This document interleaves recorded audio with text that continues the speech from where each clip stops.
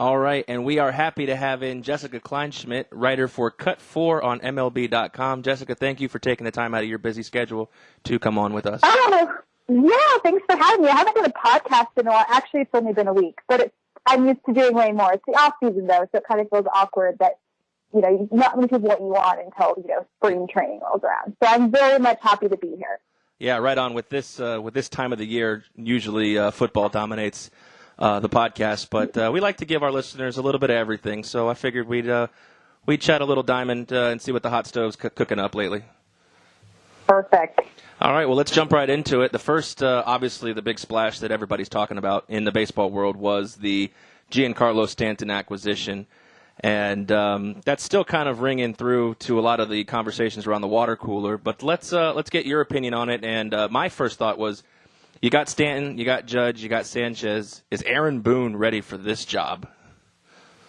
He really is. And the thing that I like about Aaron Boone is it is his age. I feel like the young managers kind of freak out people freak out towards the reputation of a young manager, but I think it actually benefits them. And you think about it this way, the younger they are, the more they can relate to some of these guys' ages. Obviously, the baby bombers are very, very young, but he's closer in age, and he's seen it from a media perspective, which I feel is important having worked in the media, because he knows how to handle the media. And I think that is a huge strain on all the players, especially the young ones. They don't know how to handle it.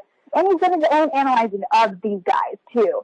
And I think he's got the right mental state. Obviously, he loves the game. And, he's viewed these guys and their swings and knowing how to handle the media. I know I've said that, I'm a little redundant, but I think he's ready for it, and a lot of his colleagues are more than ready for it. And I was actually shocked how much support he really got, and that was always good to see as well. So I think he's got what it takes to kind of, bolster them a little bit. And, last year the team was really fun, but they were also winning a lot of games and hitting a lot of bombs. And I just think that he has, the right amount of experience in his playing days and did enough. But I totally see him as a very successful manager in 2018.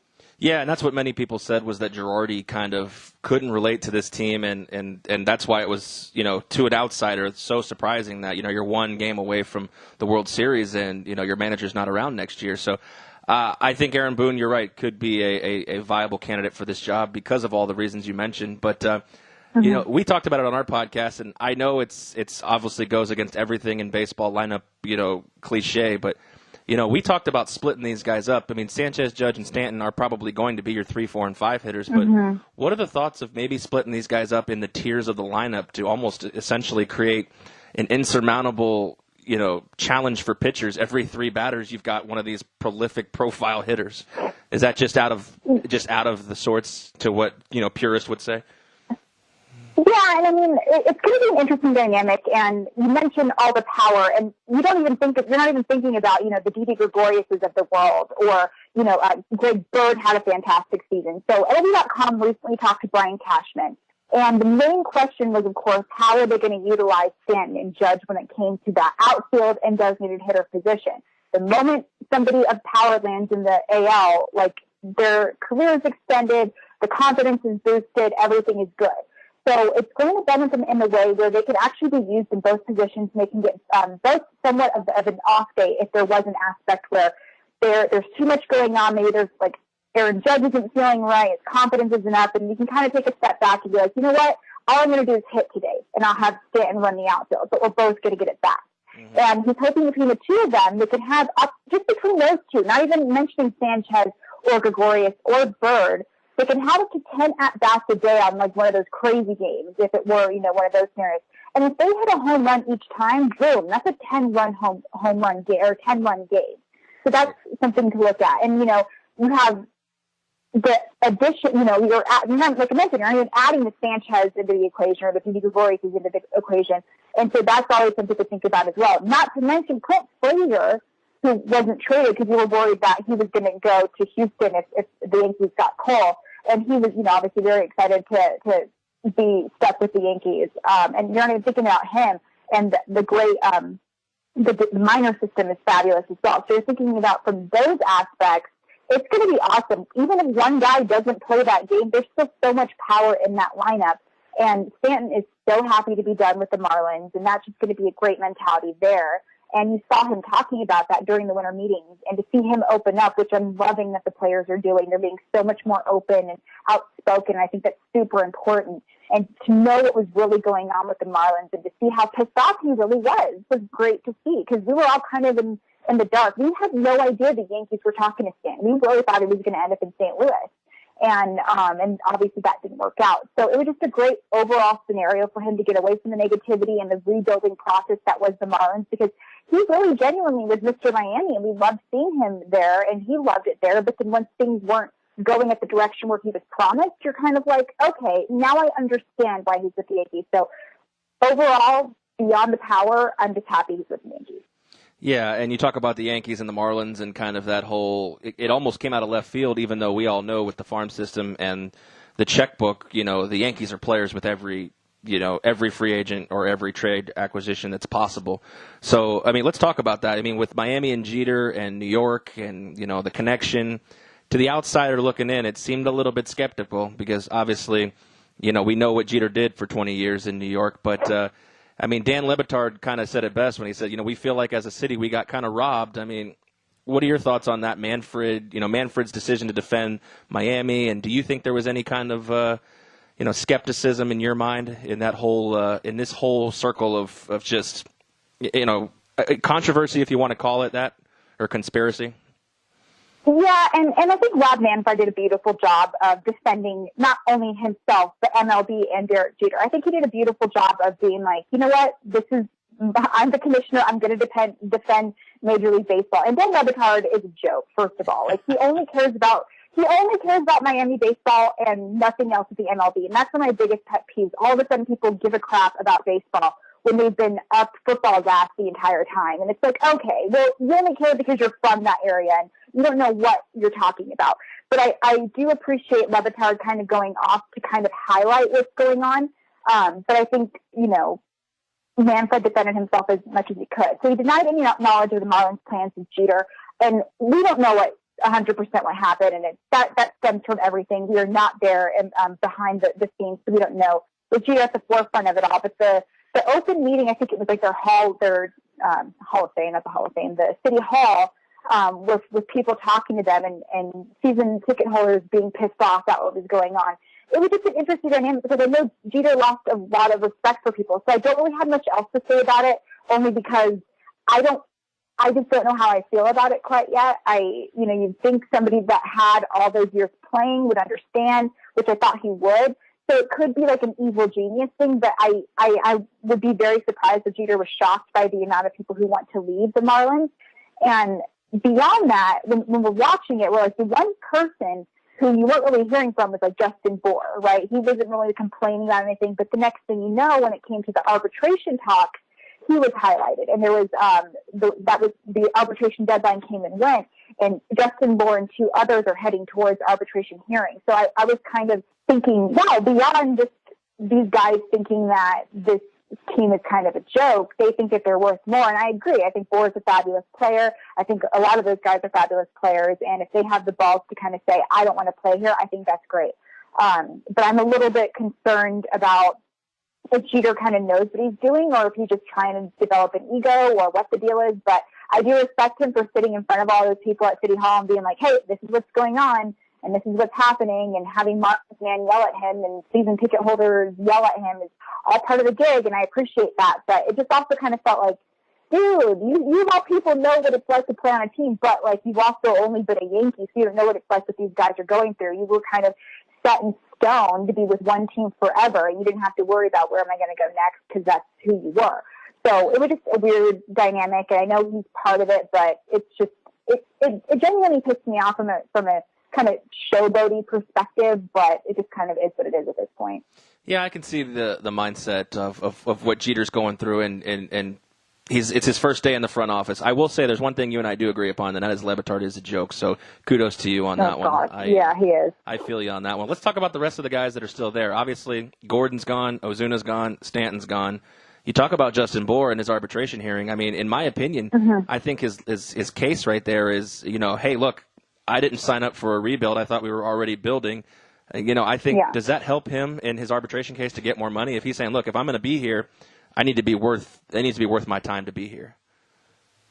From a fan perspective, sure. And I mean, I know Justin Bohr personally, and he's honestly one of the nicest guys in the world. And he was talking to me last year about, and that's what broke my heart, is he said that he's never played with a better group of guys, and then the next thing you know, they're all gone. And that really broke my heart for him, because you just feel like, you see Giancarlo Stanton and Christian Yelich, they were on, I think it was Intentional Talk together, and you're like, these guys are the best of buds. And you have to think about it from a non-fan perspective, which people don't do, and that also upsets me. These guys are humans. You know, you break out from just being a fan or just a fantasy perspective. These guys have families, they have wives, girlfriends, and kids and everything like that. And beyond that, like, they're best friends with each other, and they had to, you know, be torn down from a different team and go what they had to do when their best friends leave. And that could definitely help this arbitration case. But I also don't see a lot of people looking at that from a human perspective. They're like, well, it's just a business, whatever, I don't care. But I could see him using that, like, you know what, I didn't complain when you took away all of my best friends, or I didn't complain when I was, and you know, Justin Bohr, I think he, you know, he can handle it. He's a leader, and he's, you know, phenomenal when, you know, he came back from that ankle injury and was one of the best hitters to watch, and does it without batting gloves, which stresses me out, but he does it. And it's great to see that. And I'm hoping if they have, you know, a soul and a human side, and you know, Justin's worth every penny that he's asking for. I think it was $3.4 million. And I think he's absolutely worth more than the league minimum. So I hope that it works out for him, but I could see where you're coming from. And they do have like a soul and a heart. I could see that benefiting him in the long run. Yeah, he definitely worth more closer to, especially the season he had, worth closer to the money he's asking for.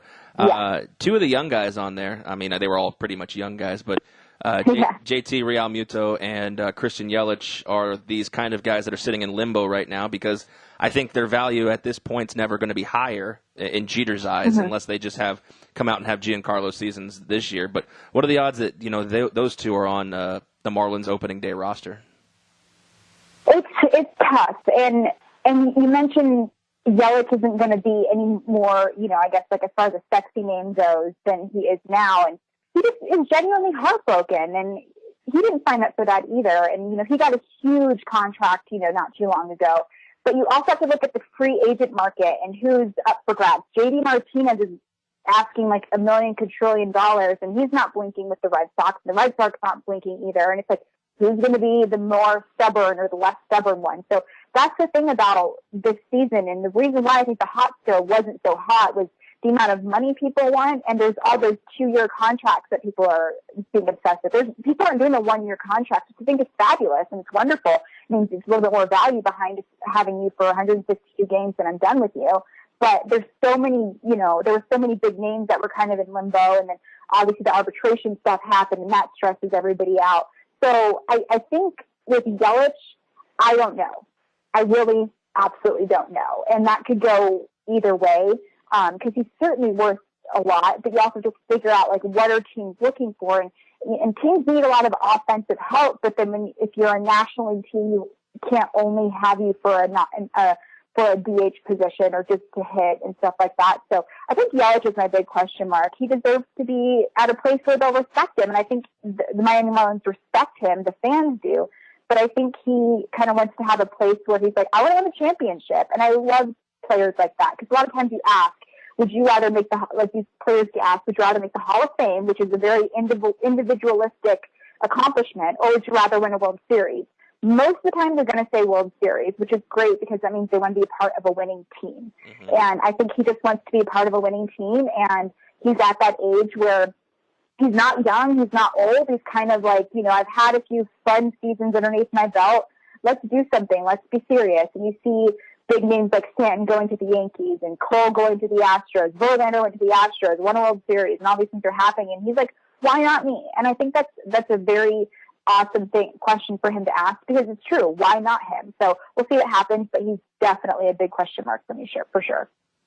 Yeah, definitely. Those guys are going to be, like you said, you know, interesting pieces to watch over the next, you know, few months into spring training and into the season. But you talked about Martinez and the Red Sox. Let's jump over there. And like you said, other than a couple of back and forth, maybe, you know, phone tag calls, the Red Sox really haven't been major players publicly in free agent.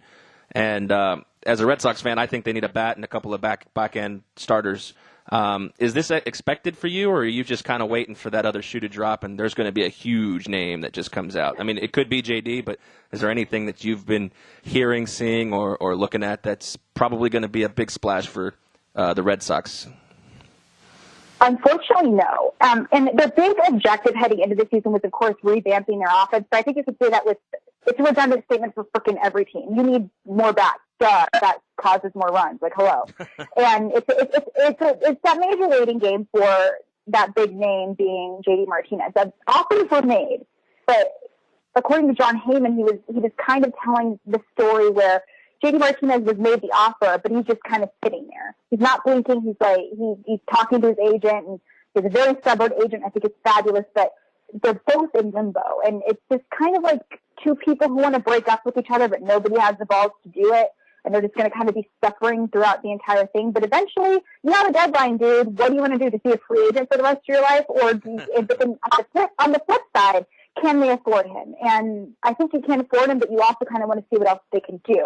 It doesn't seem that Martinez is wanting to move at all. The main objective for them after the holidays was revamping their offense, which is, like I said, a redundant thing. They want to see if David Price can stay healthy. And, of course, if Dustin Pedroia stays healthy, it's the same thing. He's getting up there in age. And then Alex Cora, who is not only a fabulous coach, we haven't seen his managerial skills yet with this team, but he's also just a fabulous human being. I think he has a really big heart, and I worry that he's not quite aggressive enough as far as getting Martinez. But I think the moment that JD Martinez makes a decision, the chips will fall, and I think some more moves can be made and shifted around.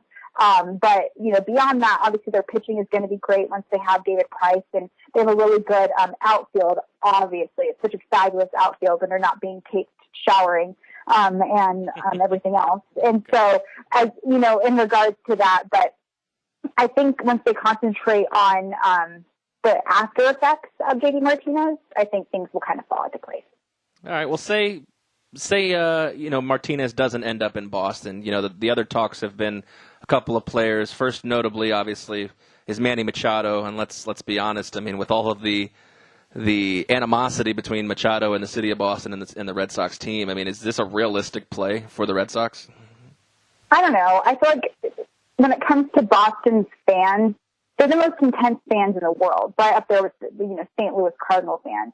And I don't know. That's going to be a thing that's brought up, but I think it's kind of also going to be a thing that we'll suck it up. So then you flip it over. The Cubs are interested in Manny Machado. Everybody's interested in Manny Machado. Like that's just how it is. Yeah, absolutely. Exactly. He sells tickets, and he's raw and he's talented, and he's at the perfect age right now. And obviously the Orioles fans are obsessed with him.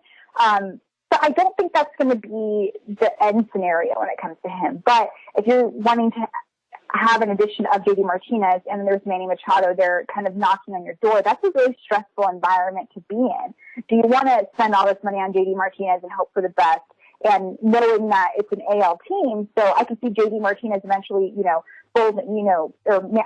see JD Martinez as a DH as opposed to Manny Machado, who he needs to be out in the field. So it's just a different dynamic to think of in that regard. So I don't really know, but I don't think fans hating you is a reason for you not to go to a team. But it's also the Red Sox, and they can get very intense. We've all seen it.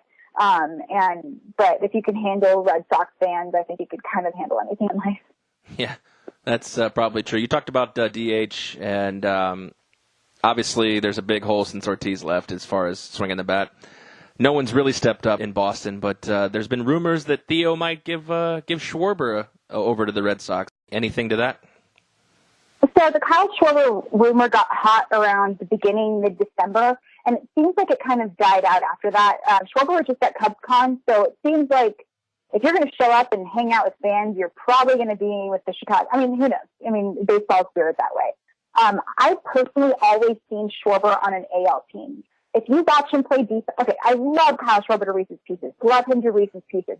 I've always seen him, playing in the American League. I love the guy. The thing in the outfield is just something that I really worry about. He's not quick, and he can play at the catcher position, but when it comes to the catcher position, those are pretty much all taken care of. So I just see him playing in the AL, and it's no disrespect to him. I love him, but I see him eventually moving over to the American League. As far as the Red Sox go, like I mentioned, they're going to probably concentrate on other people, and it may not be for a little while now.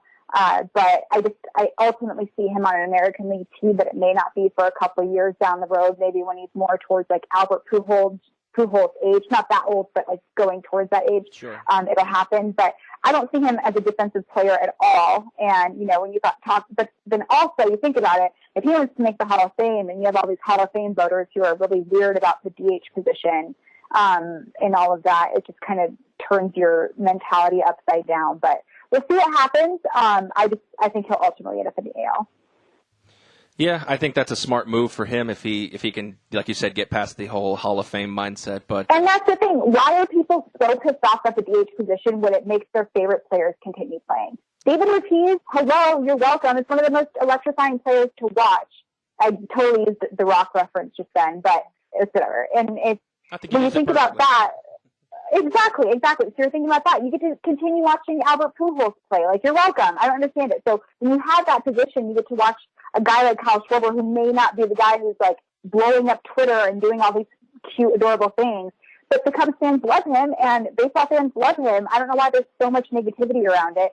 And if you really look at it, a lot of the fans that hate the DL are NL fans. So it's NL team fans. So it's fine. But let it happen, and then when he ultimately ends up on the AL, and it's all that stuff. But it's just we're dynamic, and I just had to go on a quick little tangent about the DH because I love the DH. That's okay. I'm going to actually stay with that DH topic because a guy I thought was headed for the DH position is now moving to the National League, and the Giants acquired Longoria from the Rays, guy who I thought really didn't have enough left in the tank. Am I probably delusional in that, or does he have enough left to play third base for the Giants to make them kind of a factor, or is this just a weird move in your opinion? So, okay.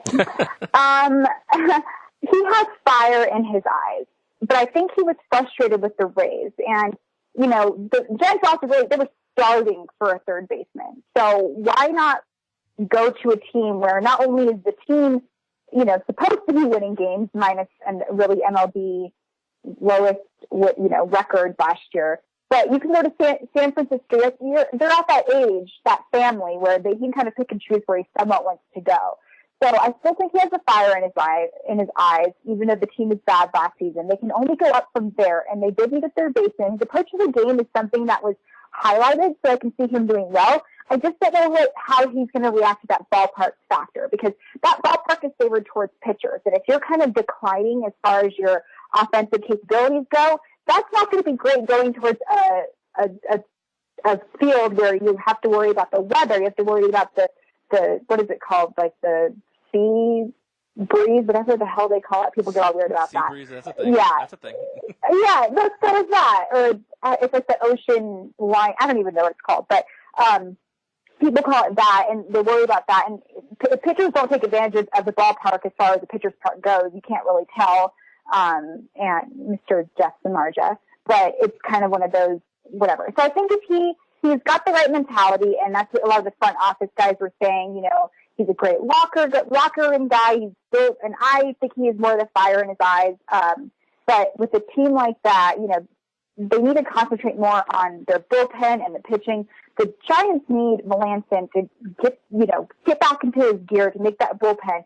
Cueto and Bumgarner coming back in that rotation will be fabulous. It's kind of going to be like a rebounding year. Bede, he's one of the top. He's the number 2 pitching prospect in the organization. He's got a lot of confidence, if you will, and it should help. He's looking to hopefully get that MLB call up, so I think that's going to help, and it's going to be a rebounding season. Offensively, I don't really worry about that team because I think Brandon Crawford he's always been one of my favorite players to watch, and he always has been. But Hunter Pence is kind of getting up there as far as, I don't want to say age, but it feels like his body's deteriorating. Every time I watch him, I'm like, I worry about him. And, he's great to have on the team, but I think he's a bit past his prime. I think he's making both him and Longo are past their prime. So the Giants, can only go up from there. And I think if we, I haven't really seen Longoria as far as his off-season workouts go. I don't know if he's keeping in shape. I'm hoping he is. his mentality's there. He's kind of nervous about starting on a new team because, I mean, he was like the Rays guy forever, and you're going to the Bay Area. It's like you mentioned, it's like starting school, like a new school. So we'll see what happens. I hope his mentality's there. I hope he's strong. I don't really know. But he still has that fire in his eyes. I think he always will because baseball's his jam. But I don't know. It's just going to be an interesting addition for that team. Now, there's been rumors that the Giants are kicking around the tires on Tim Lincecum again. Is there any truth to that?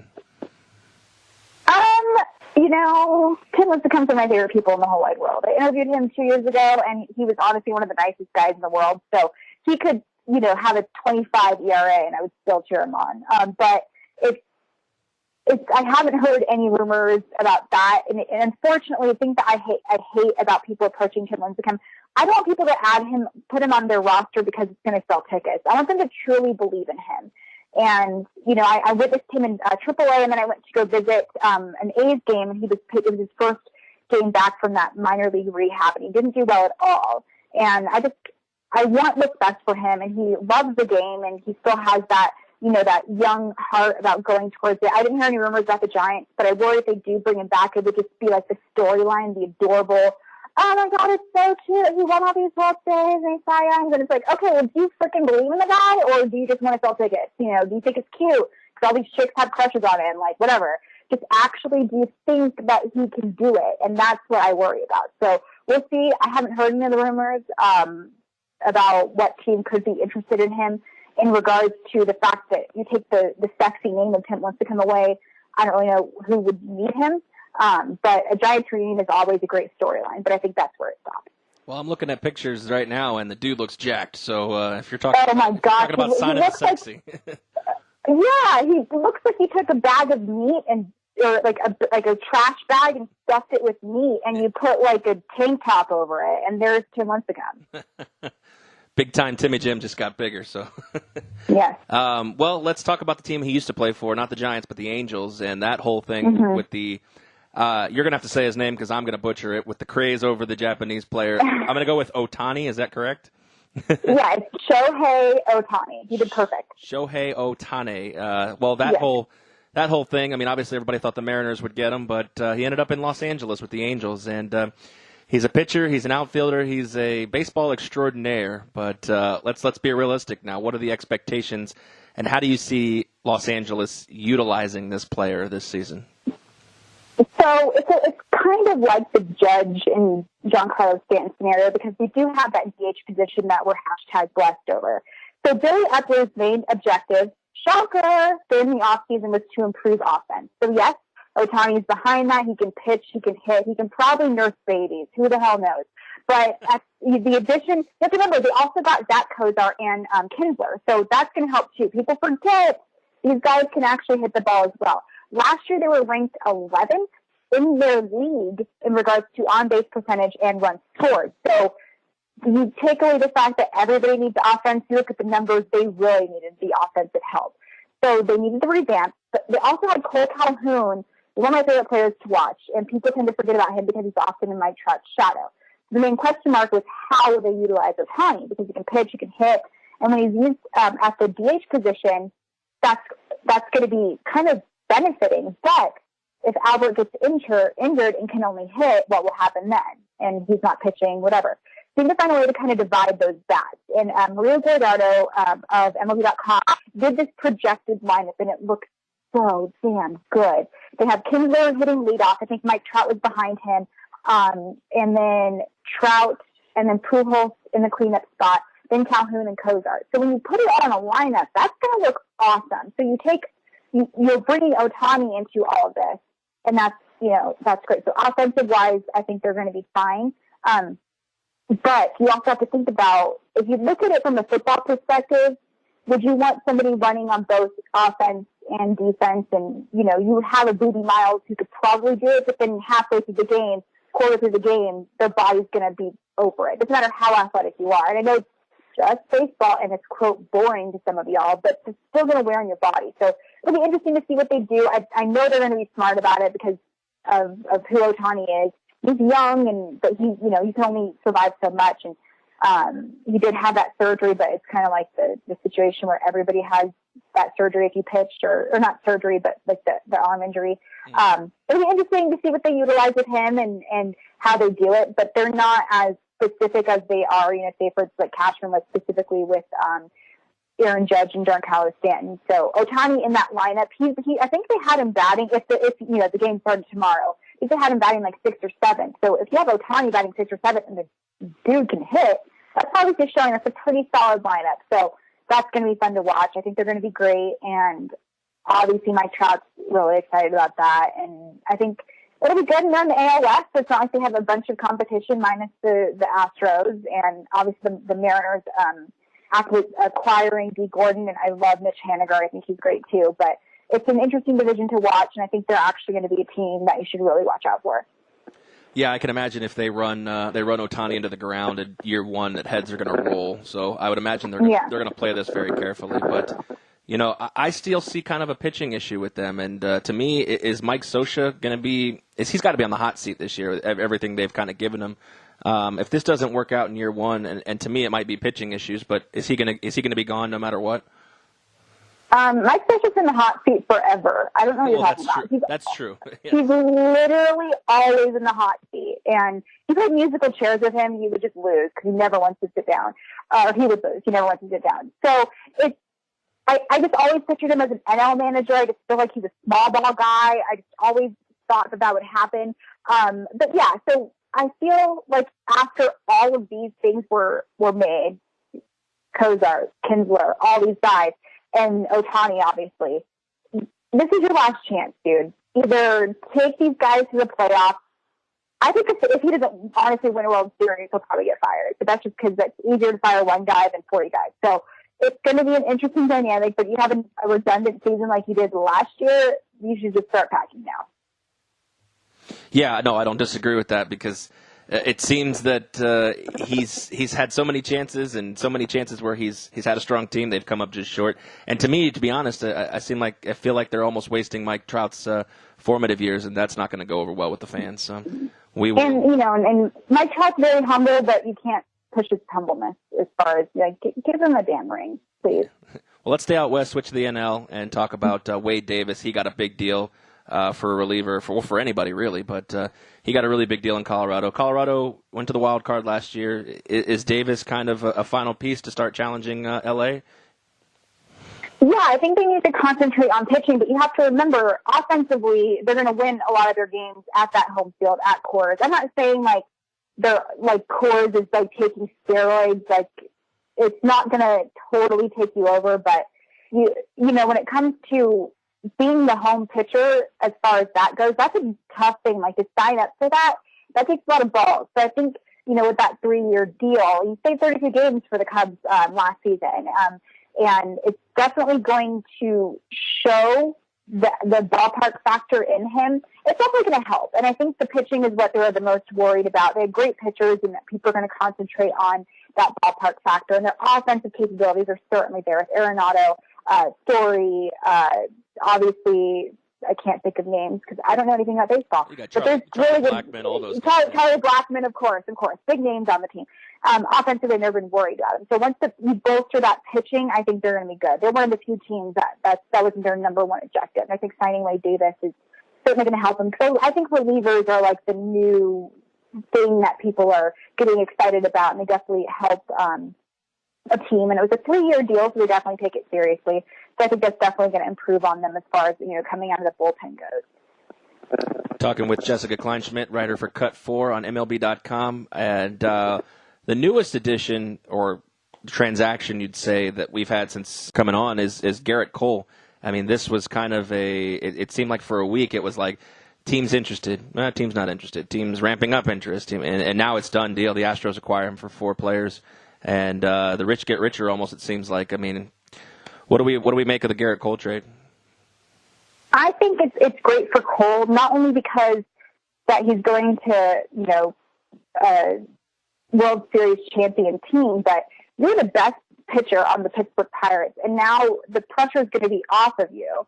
So you're in the same rotation as Dallas Keuchel and Justin Verlander and a great bullpen, great hitting, you have a lot more confidence, but you have a lot less pressure. That's a deathly combination when it comes to any sort of player, and obviously, playing at Minute Maid Park is going to benefit him. And we did the story yesterday. He pitched at Minute Maid too when he was with UCLA. There was a game that he was playing and didn't get the win, but I'm not saying like that's going to ultimately factor because let's adjust our fantasy teams because he's confident at Minute Maid Park. That's not the scenario, but it's just like a fun little anecdote.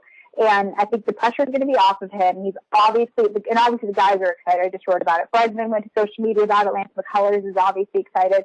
Keuchel wrote about it or tweeted about it, and so did Verlander, so they're really excited.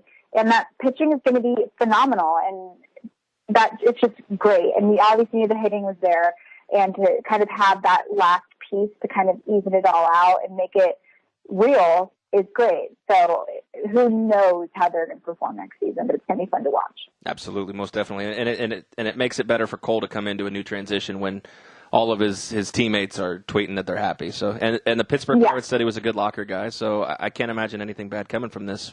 But let's be honest, Jessica, and as exciting as the hot stove is in 2017, 2018, going into next year, the real name is coming the following year, and that's Bryce Harper. That's the golden goose, the Willy Wonka golden ticket. Call it what you want. Depending on who you ask, he's happy in Washington or he's ready to go, or what does Washington need to do other than obviously getting rid of Dusty? They need to make a splash, and they need to make is it more what they need to acquire or what they need to do on the field this year to convince Bryce to stay in DC and take $500 million or whatever he's going to get? They just need to offer him a lot of money. It's pretty simple. And, there you go.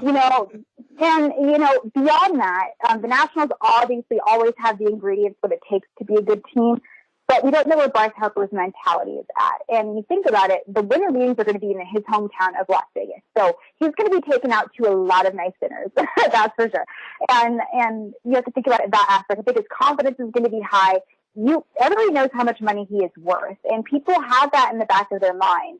And after the season, they're going to be thinking about it. So I think he's going to be able to pick whatever pretty much team is going to be able to afford him. And that's a great confidence factor. He's in his prime, best seasons of his life, best mentality, best, physically he's feeling good. Who knows? And it's a really difficult question to answer. But unfortunately, the main thing is monetarily who can afford him. That's pretty simple in that aspect. So you're saying Washington with a World Series title this year really doesn't have any bearing on what Bryce does? I mean, it could, but then you win the World Series and you're kind of like, all right, can we do this again? And time to get paid. They can't afford, it's time to get paid. And you're allowed to be selfish in that aspect. Fair enough. Well, Jessica, we appreciate you taking time out of your busy schedule to come along. And Jessica Kleinschmidt, writer for Cut 4, tell them where they can find you. You can find me on Twitter at KleinschmidtJD. And that's pretty much where I post all of my work and all of that fun stuff. And don't forget to follow Cut4 or MLB.com/Cut4 to follow all of my work and all of my amazing colleagues' work as well. There you go. There you have it. Jessica Kleinschmidt, writer for Cut4. Thank you very much, Jess, for coming on board. Thanks for having me.